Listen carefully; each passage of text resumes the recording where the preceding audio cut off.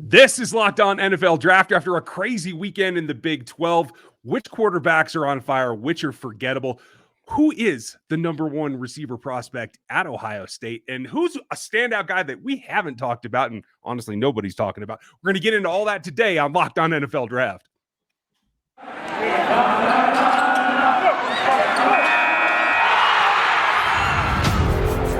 You are Locked On NFL Draft, your daily podcast covering the NFL Draft. Part of the Locked On Podcast Network, your team every day.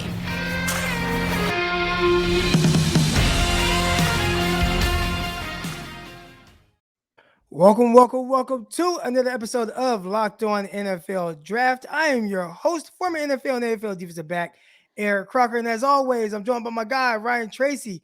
Ryan, I usually ask how you're doing, but I'm pretty sure I know the vibes are up a little bit. Kansas, big win over Texas. Right out of nowhere. Now, Texas has had a little bit of a slide, but rock chalk, you got to take it where you can get it. I think it's a program building thing, and there's a lot of Jayhawk action today. Doris Armstrong's playing for the Cowboys. We got this thing. We got quarterbacks kind of falling apart or really starting to rise. I'm pretty excited about today. We're going to start with Fire Forget on the quarterbacks around the nation. Croc, who stood out to you the most? Where should we start? I think Kenny Pickett. He's been a guy that has really been up right now, and I think he's kind of a little bit more under the spotlight, like each week, right? Each week is like, okay, Kenny Pickett, okay, can he do it again? And I watched the game, obviously Pittsburgh, they jumped out early. I thought he kind of leveled out, but just in the sense of seeing some of the things that you want to see from a pro prospect, some of the throws he was able to make, the NFL throws. And I've talked about how this game now in college football is so wide open. Guys aren't really asked to make NFL throws. I thought he showed the ability to do that. Had a receiver. Gosh, should have wrote his name down. Number 3. He was terrific all game. Had a few big plays. But Kenny Pickett, man, that's the first guy. He's continuing to kind of be on fire. So, I really like what I saw from him. I agree with you. And it's continuing to move forward, but still maintaining the one thing that you don't want to see happen. We saw it happen with a Heisman hopeful this weekend. 32-4 touchdown interception ratio. And that's really the bottom line is, are you helping your team or are you setting them up to have to deal with your mistakes as well? And so I think that's setting him apart as well. He's on fire. I completely agree. Next guy for you that I know you watch is Carson Strong, Nevada. I think, again, progression here. He should be, I think, solidifying his position in the draft class, right? He's a guy, he's kind of up and down from week to week, though. I watched him against Fresno State, and he struggled. All they did was put like a too high shell and made him kind of have to throw underneath. And again, I keep going back to this, make those NFL throws.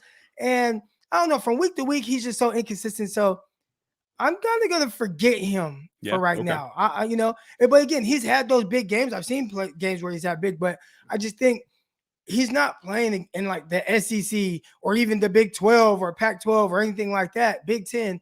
So I would like to see a little bit more consistency from him, especially for someone who is a big guy. He's not the most athletic guy. He's going to have to win week in and week out with his arm and his mind. I'm not sure if he can do that. So I'm going to forget him for right now. I'm going to be with you too, because I'm starting to lose a little bit of faith that upper echelon is something that he's meant for. There's a couple other guys that I think are in that same spot. I will forget him as well. Who's next? Oh, man, got to go with Sam Howell. Now, he played against Kenny Pickett in the Pittsburgh game, and he made it a game. Started off, and I'm like, it just the way it looks, right? And, again, we will get into the in-depth analysis of all of these guys coming out. But right now, we're watching them. What does it look like? What's the feeling? And it just seems like there's just something not quite right when it comes to Sam Howell. Every single time I watch him, and it started week 1 against Virginia Tech when they did the whole Sandman thing and the crowd was rocking. Virginia Tech went in there or went and beat UNC, who was favored in that game. Since then, it's just been kind of he hasn't been as bad as the Virginia Tech game, but I feel like I'm not seeing what I thought I would see, which was a potential top 10 pick at the quarterback position. That's kind of what I thought too. I'm going to say that as good as this was like a little spark, but I wouldn't call it a flame. So I'm still going to say forget on him right now, only because everybody uses the term roller coaster, right? I think of it more as his season as a tilt-a-whirl, right? Like it's so up and down, but it's pretty consistent. And the fact that you're consistently inconsistent is a negative in scouts' eyes. It might be fun if you're a fan of that team, but I don't think that it helps you move up in the draft class itself. That brings me to real quick one, a guy that I've been kind of hiding one of my prospects that I wasn't going to tell anybody about yet, but the way Bailey Zappe's playing at Western Kentucky, yes, folks, you're going to have to pay attention to a couple of offensive prospects from Western Kentucky. He's now leading the NCAA in yardage at over 4,000, 42 touchdowns, 7 interceptions. This is starting to remind me of a guy that wears number 15 in Kansas City and starting to make me a little bit nervous. But do we got to put him into the conversation at this point? You're gonna have to, especially if he continues to play at this pace. And I don't, not to say that he has to be a top guy, but just a guy that should be mentioned, maybe as a day 2 pick, right? And guys come on late all the time and end up still getting drafted. We had Davis Mills out of Stanford last year. He wasn't a guy that was highly thought of throughout the entire process. But as the draft process started, like after the season, people started paying a little bit more to Davis Mills and seeing how Davis Mills was throwing the ball, his mobility, where he was good, where he needed to improve.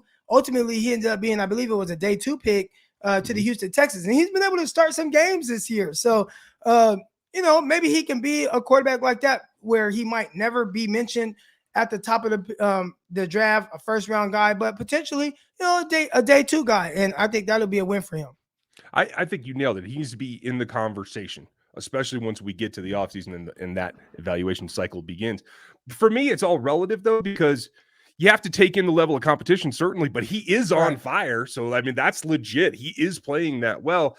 And we've seen the history of North Dakota State quarterbacks lately. Obviously, Trey just going last year, Carson, like there's this history of smaller school guys being able, it's about your skill set when you get to the league. It's about your mental capacity to process what you see in front of you. So I think we will leave him in the conversation. I'm looking forward to that. Another one that we need to get to coming up next, folks.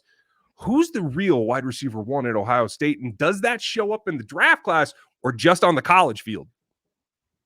Right. I can't wait to talk about that. But another thing that we need to talk about is, does this sound familiar to you guys? I mean, we got one device that's letting us watch a game live. We have another one that's letting us stream our favorite TV shows.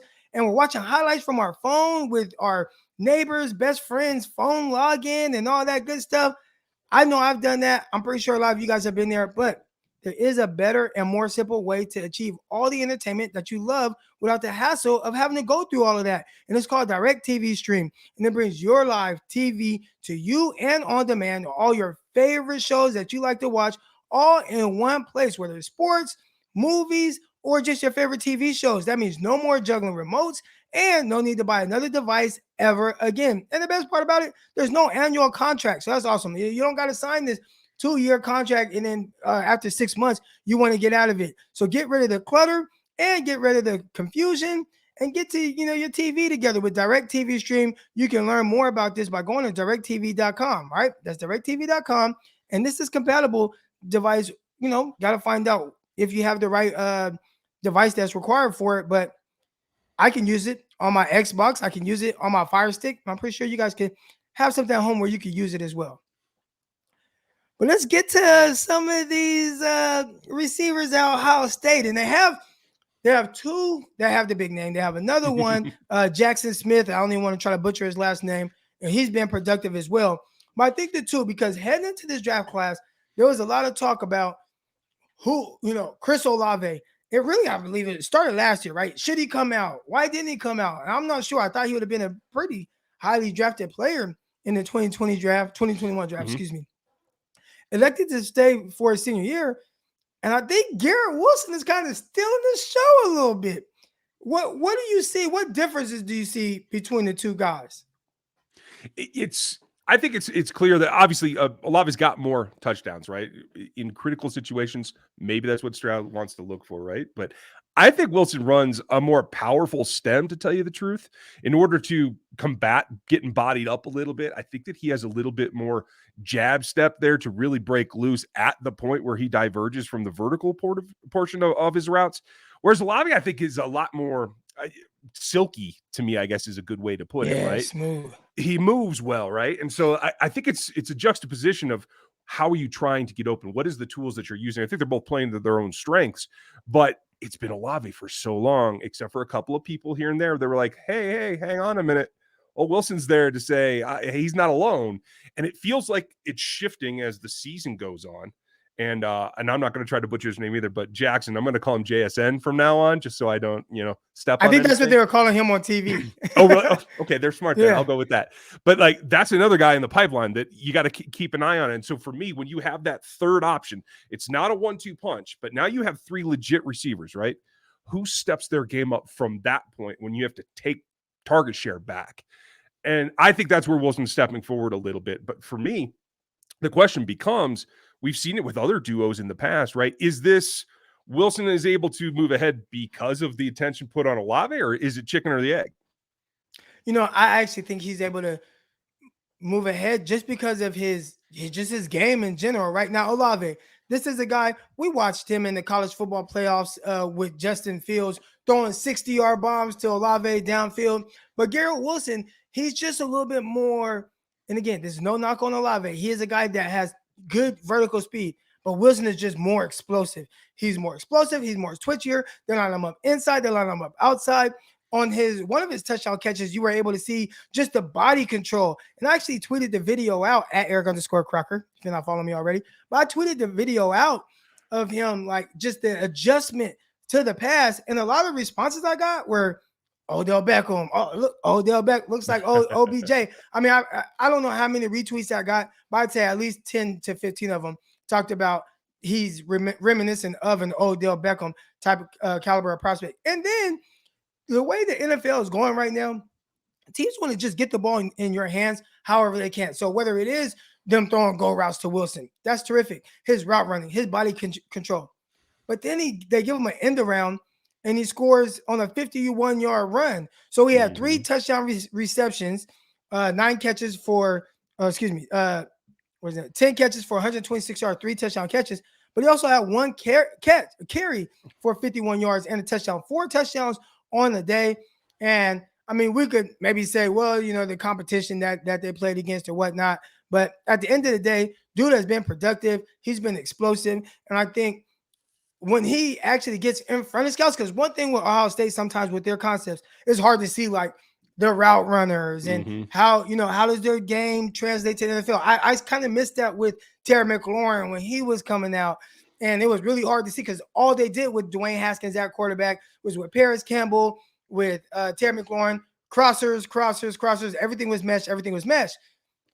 Still, they still do some of those same things, but they do run a little bit more routes. But I think when you get Garrett Wilson in front of NFL scouts and he's out there at Pro Day or Combine, hopefully they have the Combine this year, I think you'll get to see him put his like just full ability on display. And I think that might even shoot him higher up on people's draft boards, especially if he runs how people feel like he should run. I think that's going to be really telling. And it's interesting that you bring up, obviously, the comparison to Campbell and McLaurin, I think, goes a long way. Because now you have Olave leading in touchdowns. You have Wilson having more yardage in terms of moving the ball, moving the chains a little bit more. I think in general, there's a higher frequency of chance on the touchdown passes, right? So, like, I wonder if the scouts aren't going to lean towards who's getting me yards and getting me first downs and lean towards that just in terms of the production as well. Yeah, well, and I mean, we got to talk about too kind of how they get in this production. And you have a freshman quarterback, CJ Stroud, a guy who didn't start off necessarily well, especially against Minnesota. And you've been seeing how he's been coming along each week, and he's just getting better and better. Had a tough loss against Oregon. People started to count him out. But ever since then, I mean, he's just been going crazy. And on the year, 30 touchdowns, 5 interceptions. Not bad for a freshman out of California, 6'3", 215 pounds. He's somebody that will be looking for down the line. But I think he's doing a really good job of just, in general, the ball distribution to all the receivers. And we talked about them having JSN, 9 catches, 139 yards for him. Between the 3 receivers, 28 receptions. I mean, like, explosive receivers, the quarterback's doing a good job of getting all the guys the ball. But I have to ask you this before, we go to our break. If you had to pick one of the receivers between Garrett Wilson and Chris Olave, who are you taking? Can I take JSN yet? Oh, wait. No, I can't. No, right now, I personally am leaning a little bit more towards Wilson. Now, it's been neck and neck all season for me. I literally have them 1 and 2 on my watch board. They've kind of flip-flopped a couple of times at this point. So for me, it's going to be about not only do you finish out the season strong, but right now, especially with the Oklahoma loss, They're clearly going to be in a good position for the CFP. And if they get to that playoff game, who does what in the playoff against the highest competition in the league, in the nation? That's what I need to see. Yeah, need to see that, especially because right now the Big Ten, we'll see. Usually they're known for defense. Right now, not playing much defense against Ohio State. But I will say what is playing good defense is Built Bar. And if you haven't tried it already, you need to try it or you're missing out. And they say it's a protein bar, but it really doesn't taste like one. I mean, it's an extremely amazing bar. We're talking about most protein bars are like chalky and waxy and just really hard to eat, but the Built Bar, it's soft, it's covered with 100% real chocolate, and when you bite into it, man, you'll swear that you're eating something different. It almost tastes like a candy bar, almost like a Snicker. All right, Built Bars are low in carb, low in calorie, and low in fat and sugar. So they have all those things where they're working good in defense, but also high in protein. So it's definitely healthy and gives you all those good benefits on top of being extremely tasty and delicious. All right, so another great thing about Built Bar, there's so many mouth-watering flavors, including coconut, raspberry, mint brownie, coconut almond, my favorite and my wife's favorite, salted caramel, and they also have double chocolate cherry barcia. So what are you guys going to do, man? You guys are going to go right now to built.com, use the promo code LOCKED15 and get 15% off of your order. Again, use promo code LOCKED15 and get 15% off of your order. And also, I mean, we're back right now. Obviously, we're watching college football. We're watching NFL. Basketball is back. Let's go. Great time. And it's best time to get in on the odds and props and lines on betting. All right, BetOnline remains your number one spot for all basketball, football, and action this season. Head over right now to our updated desktop and mobile website to sign up today and receive your 50% off welcome bonus on your first deposit. Just use promo code LOCKED ON to receive your bonus. It's very simple. All right, now, it doesn't matter the sport. We're talking about football, basketball, baseball when it was in season, NHL, boxing, UFC, right down to your favorite Vegas casino games. Don't wait to take advantage of this amazing offer available throughout the 2021 season. All right, BetOnline is the fastest and easiest way to bet on all your favorite sports. That's BetOnline, where the games start. And speaking of starting, we have to start talking about this receiver. All right, this guy's name is Cedric Tillman, and he's not being talked about at Tennessee.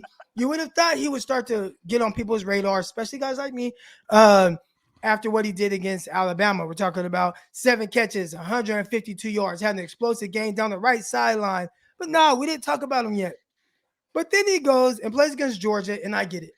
Tennessee, they get dogged. I think they kind of stood in there for a little bit early on, but end up losing big time. But they can't say it's because he didn't show up. 10 catches, 200 yards, a touchdown against Georgia, and that stout standout defense with, I mean, NFL players littered amongst that secondary, linebacker core, defensive line. Talking about one of the best, if not the best, I mean, it is the best defense in college football. 10 catches, 200 yards. This guy went off, and he's a guy who 6'3", 215 pounds. I'm like, man, he has the body. He has the explosive ability. I think we might need to be talking about Cedric Tillman a little bit more. And on top of all that, all those good things, we talk about it from a height, weight, speed standpoint, a production standpoint. But he's been all academic in the SEC every year he's been there. So on top of having all the ability and, the production to back it, we're talking about somebody that's smart as well.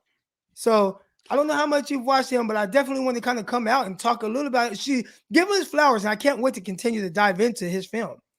Yeah, I watched the most reps that I saw, I think, was against Ole Miss. Another solid outing, right? But I'm glad that you mentioned the academic part, because I think that's the difference in making the leap to the NFL, right? You're playing against top competition physically in the conference that you play in right now, but it's taking it to that next level. I think that's also, it's not going to be something that makes like everybody's top line of the eval, but I think it does play into it. For me, the big thing is, though, like, I don't know what happened against Florida. I didn't see that game. That was like, 3 targets for 10 yards. So there are a little bit of questions here. But for me, when I look at a guy and then take out A, his production, B, his athleticism, how does he run his routes? What does he do well? For me, it's about, where do you stand out? And like you said, the 2 biggest games have been against the best defense in the nation that has multiple DBs that are going to go in this first round. plus Alabama. I mean, as Alabama be the second team that you beat, that's significant that when he faces his stiffest competition, that he is standing out the most. And that's honestly, when I usually do breakdowns at the end of the season, I go back and I pick out who was the toughest competition. Those are the first games that I watch. Yeah, that's with me too. A lot of people, ask me about my evaluations and stuff like that, and just kind of prioritizing guys and how you rank them. It's not solely going to be on the numbers. It's not solely going to be on overall production, but a lot of it's going to be on, especially with me, movement skills, explosive ability, and then it's going to go to how did he compete against the best of competitions. A lot of times I try to see, did they play LSU? Did they play at Georgia? Did they play Alabama? What did it look like when you played against those guys? Could they run away from the defensive backs? Did they struggle to create any type of separation? Were they shut out in those games? Did the defensive coordinator, because I think, we always talk about at these big time programs like in Alabama, Georgia, these SEC schools, we talk about the players that they have, but also we got to talk about the coaches that are put in place there and the game plans that they come up with, because they do a terrific job against guys, especially if a team isn't on their level. And when you see him against Georgia, he's not just playing against the Georgia defense with all those star-studded players. He's playing against the Georgia coaches as well, who are game planning against the one guy who can make life really tough on them from Tennessee. And even then, he's still been productive in the biggest of games. I think that's a guy that we're definitely going to have to really dive into his film and figure out what exactly is he doing? Why aren't people really talking about him? Why aren't they mentioning him? We talk about Jahan Dotson. We talk about all these other receivers, but this is a guy that's saying, hold on, man, y'all should be talking about me too. Well, and I think you mentioned a really significant portion that differentiates him from both Olave and Wilson is that he's like the target, right? Everything else is secondary. Right. They need to and want to go to him early and often and all day long, right? So how do you deal with being the focus of those coaches' philosophy, of their scheme that week? They're meaning to attack you, and especially if you're playing Saban, they're meaning to take you out of that game, and yet you have one of your biggest performances of the season there. I think that's how you get through. And back to the academics part is, do you understand what they're trying to do to slow you down? That's all important when it comes to the next level. Yeah. Well, I think the biggest thing is going to see, can he be consistent? So I think from here on out, we're going to be keeping an eye on one Cedric Tillman. Again, Tennessee, 6'3" receiver, 215 pounds. How does he do from week to week? And I can't wait to get into that draft evaluation. But, man, that's going to do it for this episode. Wanted to come in, talk to y'all a little bit, what we saw from this weekend, some fire or forget quarterbacks. Ohio State's receivers, that was fun talking about those guys. I think Garrett Wilson might be the better prospect, and also Tillman. But until next time, we'll see y'all. Peace.